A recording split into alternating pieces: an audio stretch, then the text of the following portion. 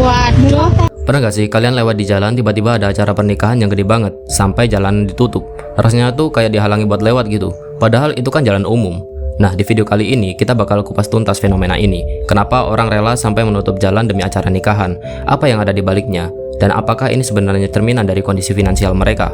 Plus, gue bakal hubungin dengan beberapa teori psikologi supaya kalian makin ngerti perspektifnya. Jadi beberapa tahun terakhir, kita makin sering nemuin pernikahan yang acaranya nggak cuma ramai, tapi sampai bikin jalan utama ditutup. Alasan resminya sih biasanya buat acara syukuran yang gede gitu. Sampai warga sekitar pun dipersilahkan ikutan. Tapi kalau dipikir-pikir, ini juga bisa bikin orang lain yang biasa lewat jadi terganggu gitu. Logikanya, kenapa sih harus sampai nutup jalan? Apakah ini cuma show off?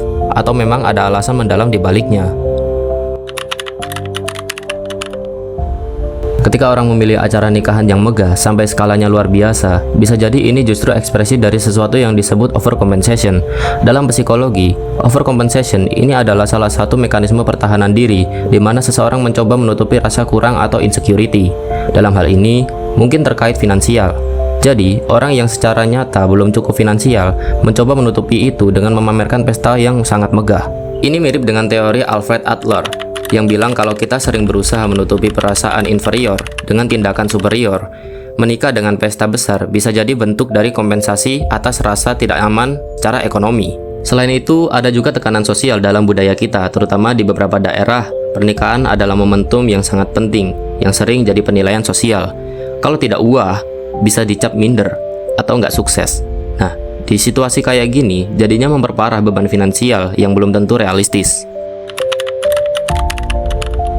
Tapi gimana dampaknya buat orang sekitar?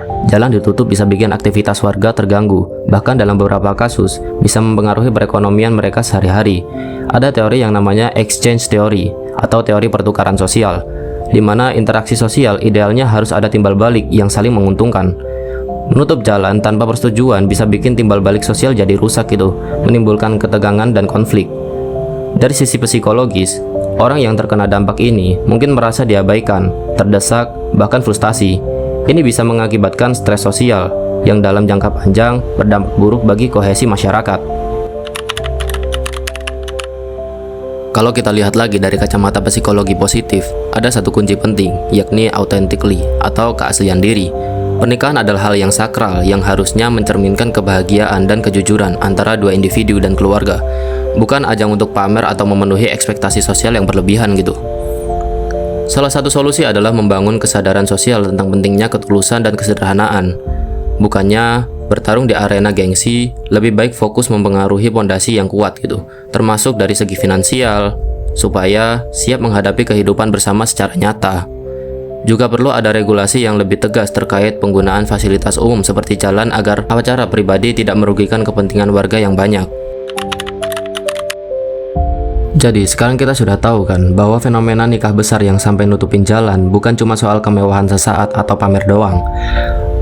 Ada banyak lapisan psikologi dan sosial yang bikin hal ini terjadi, mulai dari tekanan sosial, rasa insecure finansial, sampai konsekuensi kerugian bagi lingkungan sekitar gitu.